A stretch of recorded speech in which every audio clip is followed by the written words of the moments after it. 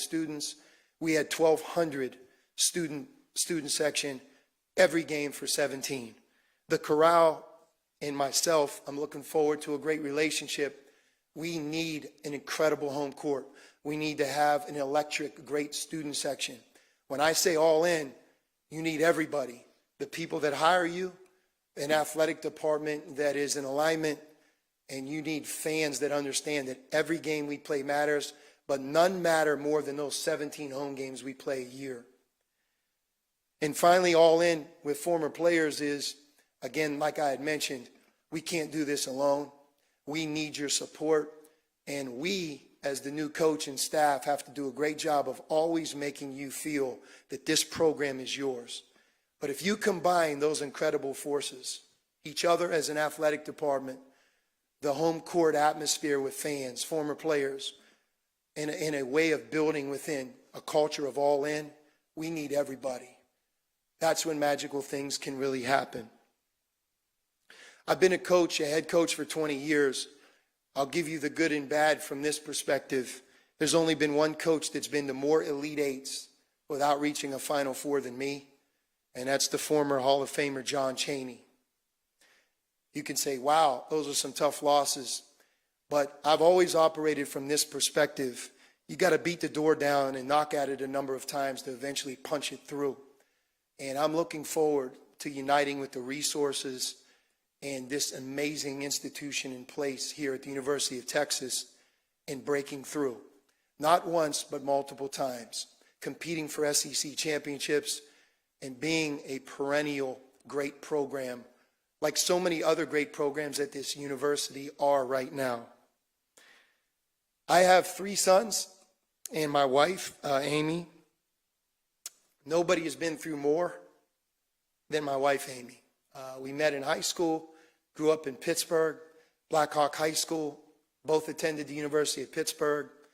She's been in more games without knowing the game than any wife has ever attended. I'll say that again. She's attended more games since I've been 16 years old, and she's been 16 years old, without truly knowing the game than any fan that's ever done it. I love it about her.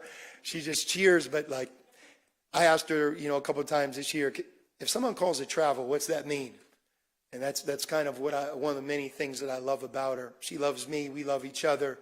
She's a great mom, a great wife, but she's been on this journey with me for 32 years. And all coaches that are in the audience know what I mean when I say that there's a special place in heaven for a coach's wife. But to have her with me here and at this press conference and us, I think, embarking on what I consider our final journey together, it's an amazing feeling. Again, thank you, Chris. Thank you for this opportunity. I am forever grateful, and I promise you that no staff, no coach will give more of himself to get us to the top than I will. Hook 'em.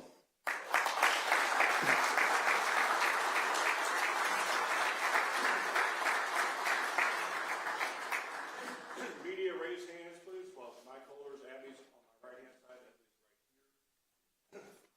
Questions here for Chris. Bob, go ahead, please, on your left. Sean, Bob Ballou, CBS Austin. How you doing? Welcome to Austin. You mentioned it, the trips to the Elite Eight with no trip to the Final Four. What do you think the biggest hurdle has been to get you there, and why do you think this is the right place for you to take that step to a Final Four? Yeah, I don't know if I can be specific, in 2 of the 4 games that I've been in that regional final.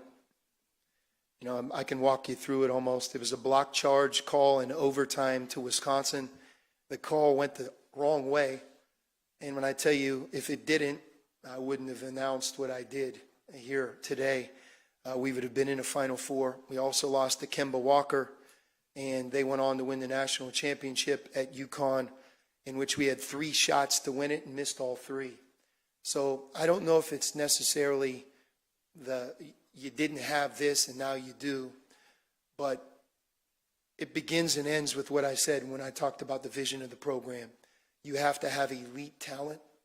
It has to have a roster filled of people that are playing for the win, not just for their own personal glory. And it takes a little bit of good fortune in this great tournament. We just lived it. Against Texas, at Xavier, at UD Arena, we couldn't miss. Against Illinois, 3 days later, they couldn't miss. And as I try to judge what we did or didn't do well in both games, you know, it's not a 7-game series in March Madness, and you see that. It's what captivates the world and makes that tournament so special. But if you put yourself in a position to have great resources from a great conference, and you have a chance to have the most talent, I think you give yourself the best chance to keep getting there, and as you do, one day it'll happen. Hey, Sean, Cedric Golden, Austin American Statesman. You haven't been to the Final Four in Texas. Has been chasing one since '03. Do you think those stars are aligned, and was that part of your conversations with Mr. Del Conte? Yeah, it has. You know, I know certainly from my perspective, hungry to get there. And I'll also tell you, I know this place is hungry to get back there and compete and win a national championship. But I think when you look at the 20-year period of time for me, I'll point you to an 8-year window. And it didn't just happen at one place. In an 8-year window, we went to 4 Elite Eights. And when you look at the 4 Elite Eights, 6 of those 8 years, we went to 2 other Sweet 16s.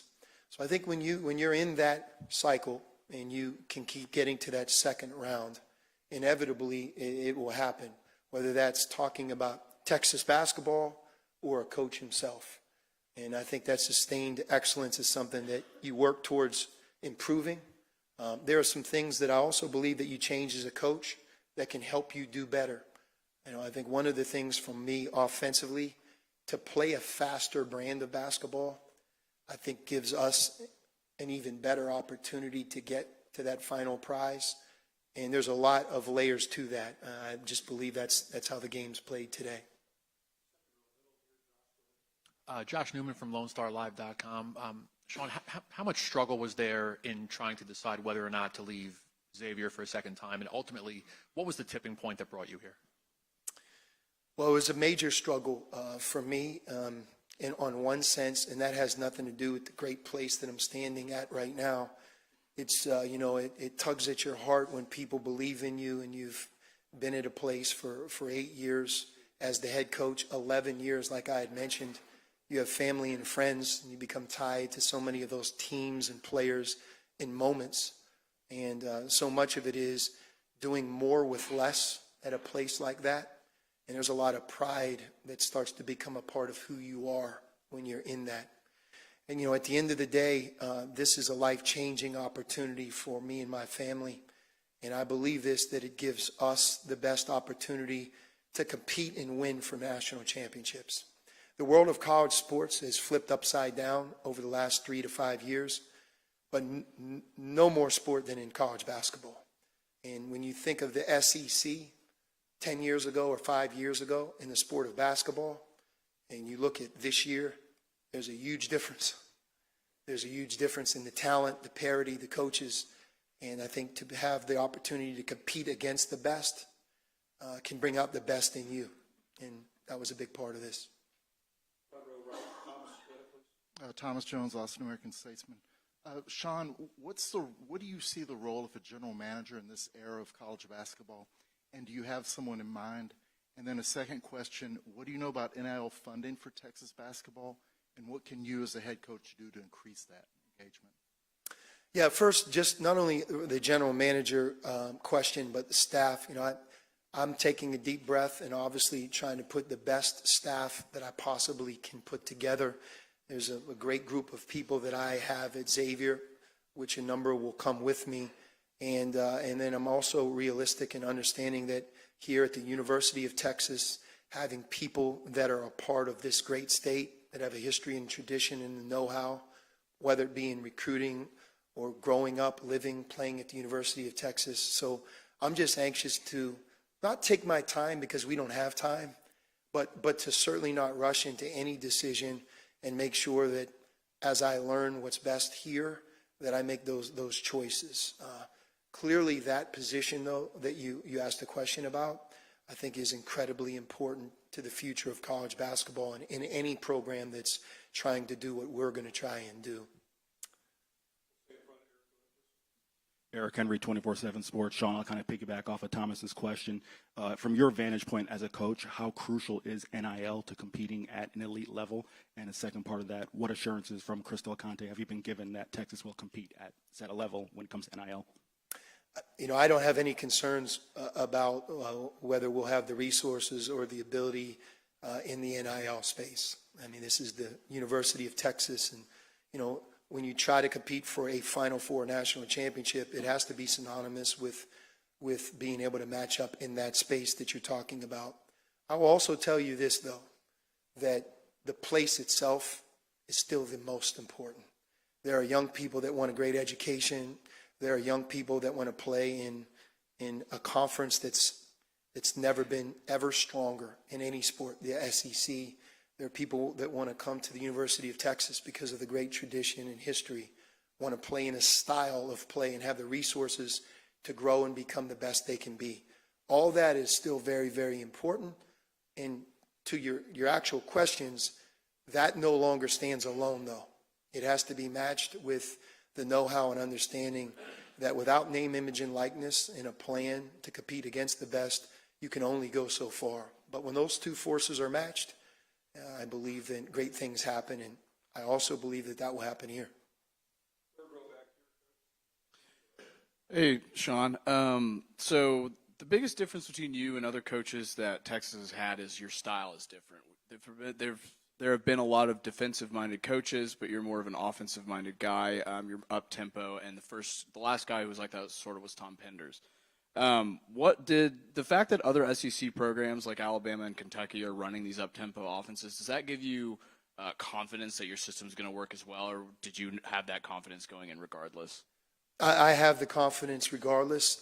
Certainly recognize there's a number of programs in the SEC that are playing a style that is unique, using the three-point shot more than ever before, playing at a pace that maybe the great teams of the past didn't necessarily play as fast.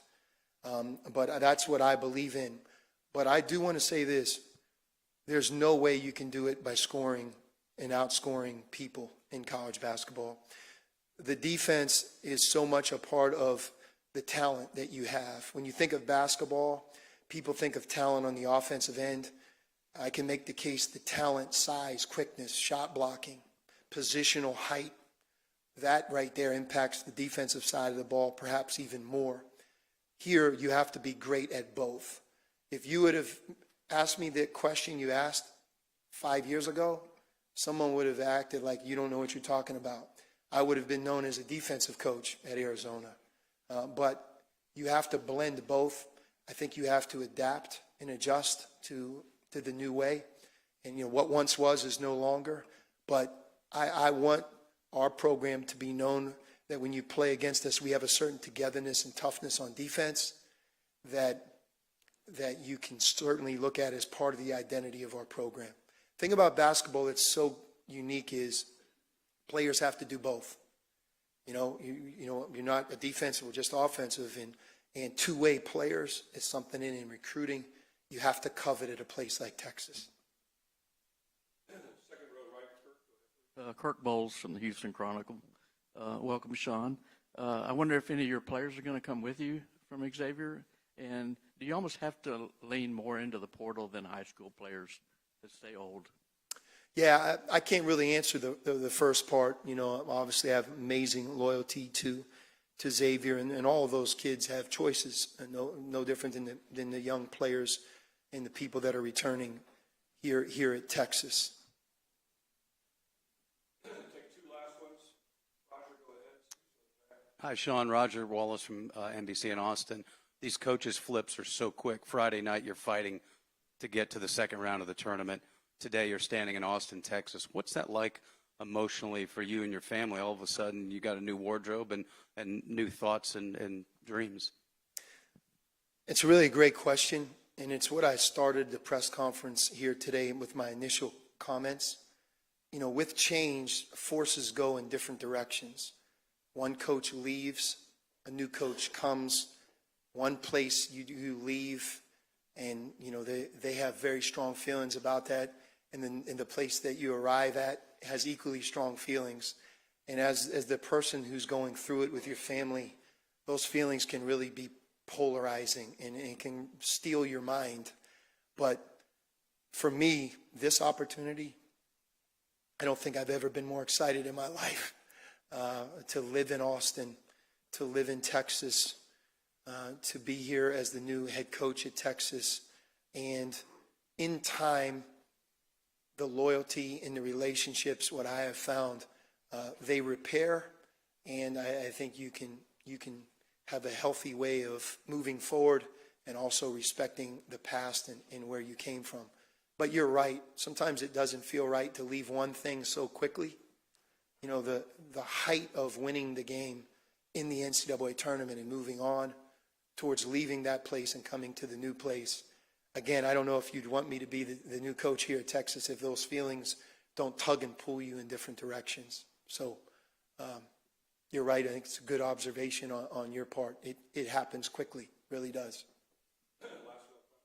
Coach John Hyde, Fox 7 Austin. We've heard perfect fit, perfect coach. What makes you so special?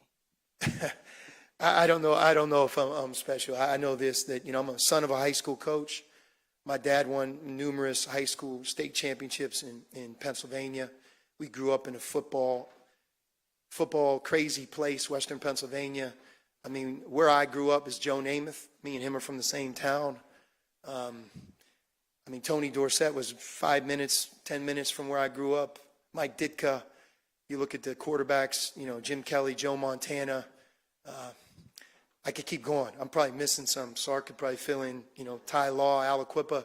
Aliquippa's 15 minutes from where I grew up. So how do you become a basketball coach, basketball player? It starts with my dad. One thing that I'll tell you is I don't think anybody who's ever met me would question my deep love for this game. I love it. I love it. When I didn't have the opportunity to coach and sat out, my wife will tell you at one point I was playing Madden. You know, like I didn't know what to do. You know, it's like all I've done is basketball, and I, you know, I'm here to tell you that from that perspective, I think that's the driving force of a lot of things. And I also think that the players that play for me and the players that we recruit, they have to be able to share in that passion for it to be a good fit. But I would say the one thing about me is that I truly do love this game of basketball.